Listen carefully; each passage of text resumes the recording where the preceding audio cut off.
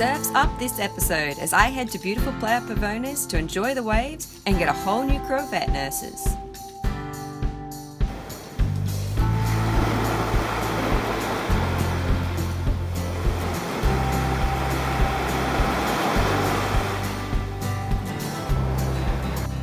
I'm just waiting for the Pavones bus and I'm going to treat myself to a surf lesson tomorrow so that I can get better.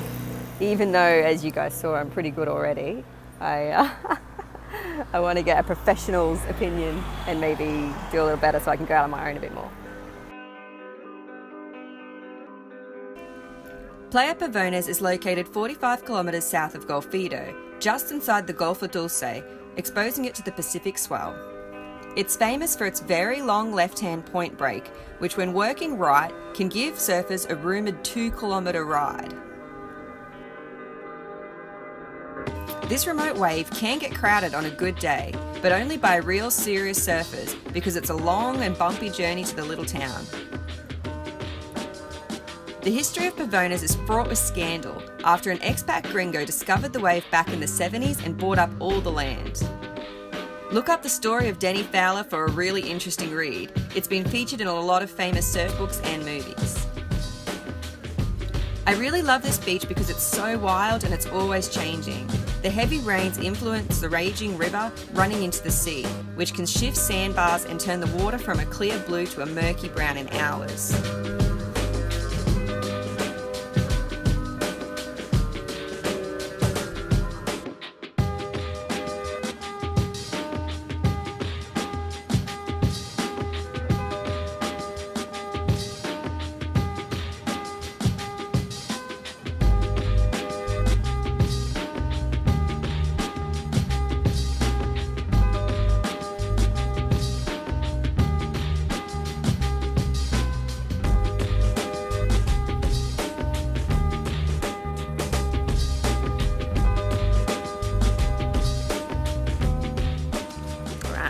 On my way to my surf lesson. Obviously I won't really be able to film my own surf lesson, but I'll let you know how it goes. The waves don't look too big just yet, so that's good. My surf lesson was with an awesome teacher and surfer, Colin, from Una Ole.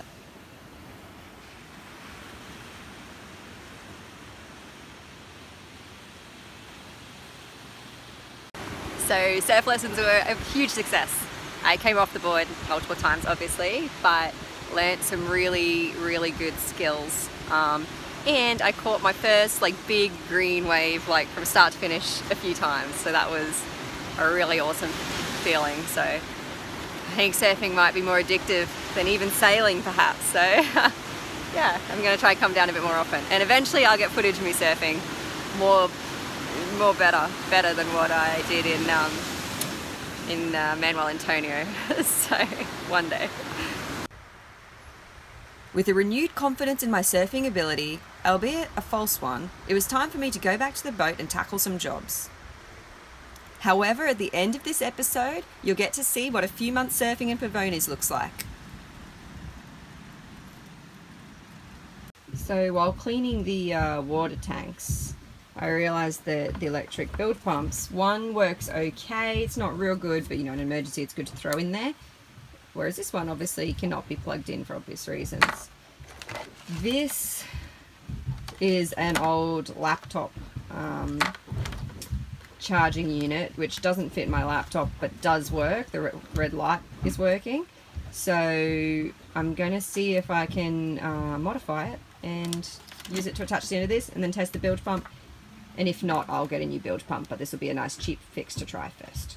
Okay, so I've got liquid and electrical tape, I've got wire strippers, I've got a soldering iron which I need to plug in, some soldering metal, yeah, and we'll see how we go doing this. I'm going to start by removing some of this old electrical tape which is gone where it's sticky, but because it's sticky but in a really gross way. This is the good new one, so I'm going to just cut the wires and strip it. And one really fun thing is that it seems like everything on this boat is wired in different countries.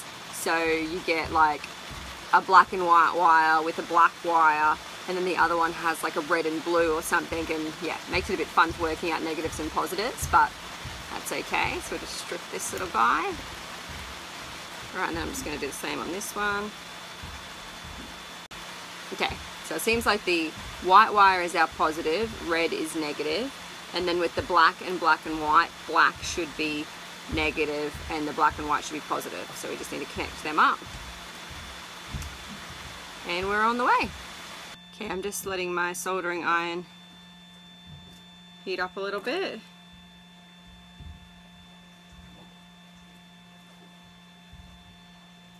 Might need a little more time, I think. So while that's heating up, I'm just going to give it a quick clean. Get back to shiny silver.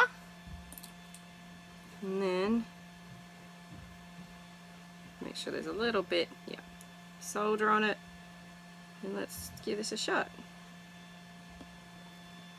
So I'm basically just lightly, I've got the soldering iron touching the underside of the wire, and then I'm just lightly touching my soldering wire, I suppose you'd call it, onto it.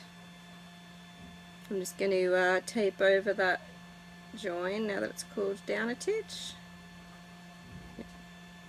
It's always harder twisting these second wires. Just got to kind of twist around the first ones.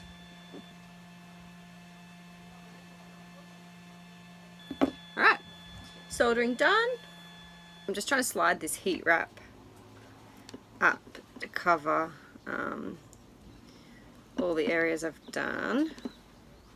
So basically this is going to be covering both wires, which will hopefully help keep it a little more secure.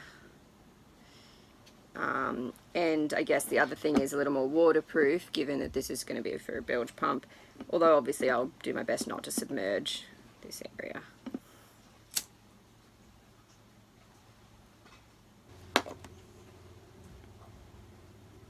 Cool.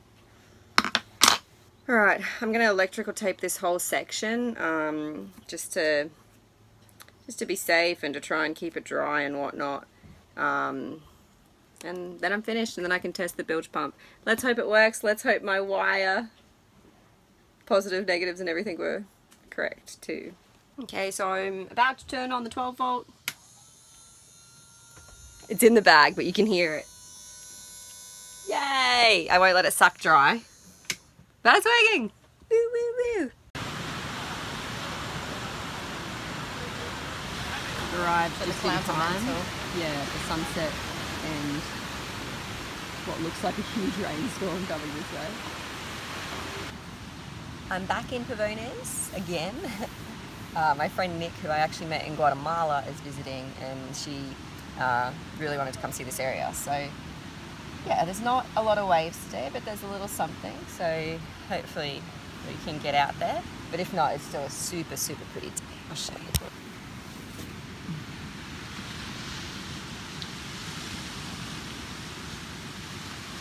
Really calm. Probably one of the few times you could actually anchor a boat here comfortably. On our return, we stayed at an awesome hostel called Costa Rica, and it wasn't long before the word spread that there was a veterinarian in town. Hostel cat. She's so cute. Cabinas Carols is another surf hostel where all the girls from my babe squad were staying. Another home set in paradise where a little dog called Coco lives, who everyone was very worried about after he developed a large lump under one eye. Thankfully, I had no shortage of vet nurse assistants and spectators.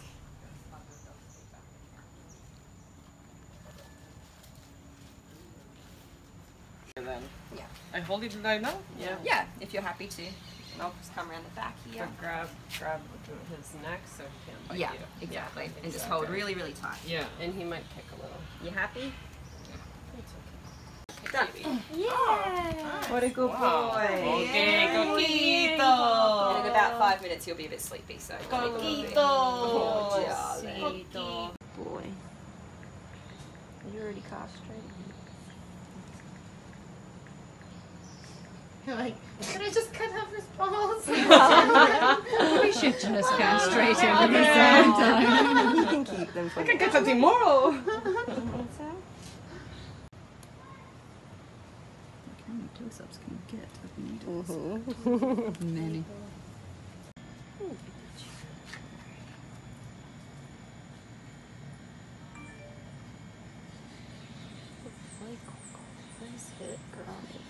Would you let go? Oh, why are you thinking? Wow, top pro. Está muy pro. It's just to put a little needle in so that if he starts waking up, I can give him a little bit more anesthetic easily. Nice. Yeah. If you need some more, you...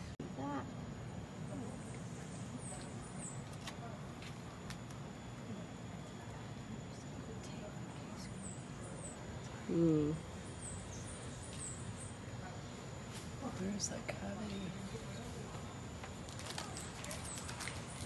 Let's have a look what's inside. Am I in your light, Sheddy? Or are you good? No, it's okay. Just gonna see whether this is solid You or need not. somebody hold him, or is that? No, I think we're okay. Wow, cuánta mierda hay ahí. Good news and bad news. But it's clean, no? What do you think? It's not too bad, no? I I was don't expecting think something it's more his. disgusting. Yeah, I don't think it's his tooth. I think he has cancer. Yeah. Yeah. Oh, really? Yeah. What? I think it might be like a tumor. It's a tumor. Tumor. Yeah. Oh. So you can see it all here. Oh, yeah. When we look at the tooth, a little bit of movement there. Just a warning, there is very graphic tooth removal footage ahead.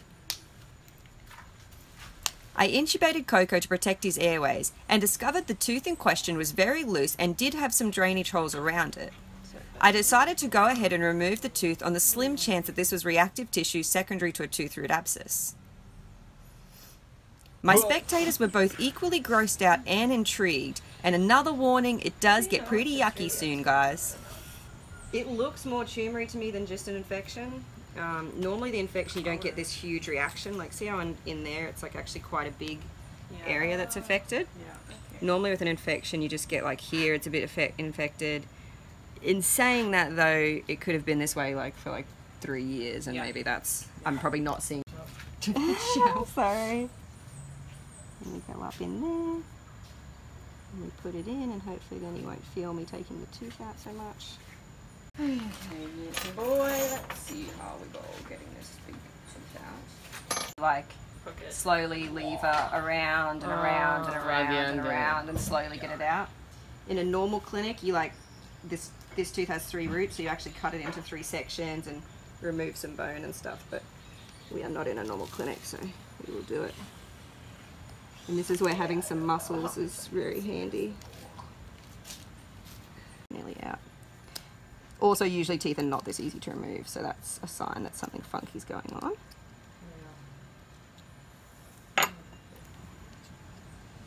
It'd be really nice if it turns out it is just that. Oh, there it is. Oh, sight. Oh, really? Yeah. Oh. Wow. So, if we look at the roots,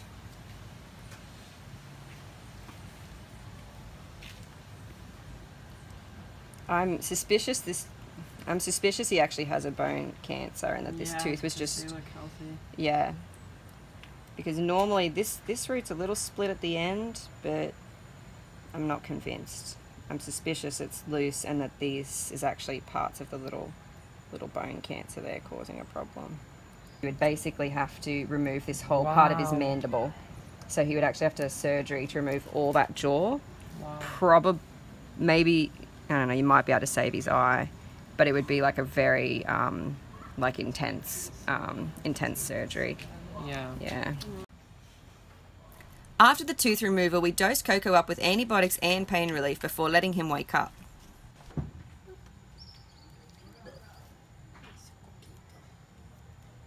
injection all about? He's all an injection.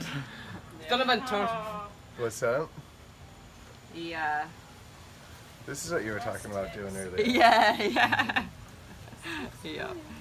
I just took his tooth out, but I think he might have a bit of a tumour as well. Like this is all the action for the day? Yeah. Oh. Fibulin.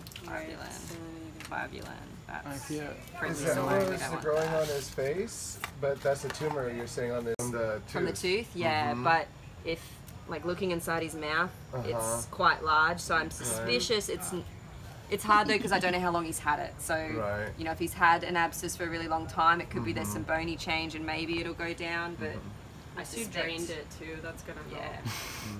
And then, what if it's a tumor, for example? If it's a tumour, it'll be just a matter of time, like, until it starts affecting him. Yeah, unfortunately. So, the $1 million question. What if it is a tumour? Well, 2 weeks on, the lump looked much the same, but Coco is really happy. I'm even more certain that this is a bony cancer. Removal of this type of tumour is very, very complicated. Even in a Western country, we would require a team of specialists to remove this, and it would be a really long recovery, and there's already potential this tumour has actually spread to other areas of Coco's body. My plan is to treat Coco with palliative care, ensuring he's not in any pain, and as you can see, so far he is doing very, very well. How are you feeling post-surgery? Oh, I think you just rolled in something. So, the moment you've all been waiting for. I've been coming and going to Pavones, surfing here and there for a little while now, and finally, I can surf.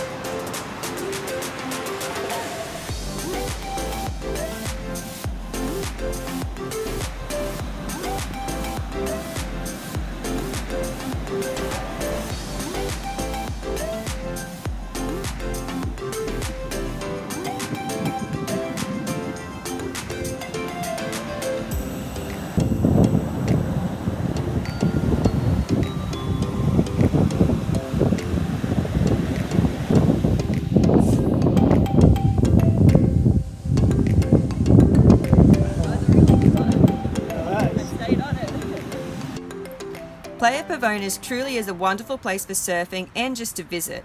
Check out the links below for Colin's Surf School and a few of the hostels in the area. I really love the feeling I get when surfing. The connection with the ocean when you're using the waves to move is just like nothing else. Well, actually it's a little bit like sailing, so I think any sailor will probably like surfing and most surfers will probably like sailing. Be sure to stay tuned for next episode as Chuffed gets prepped for sailing with the fun job of cleaning the diesel tanks, and we host a campaign in Golfito. Until next time, stay chuffed everybody.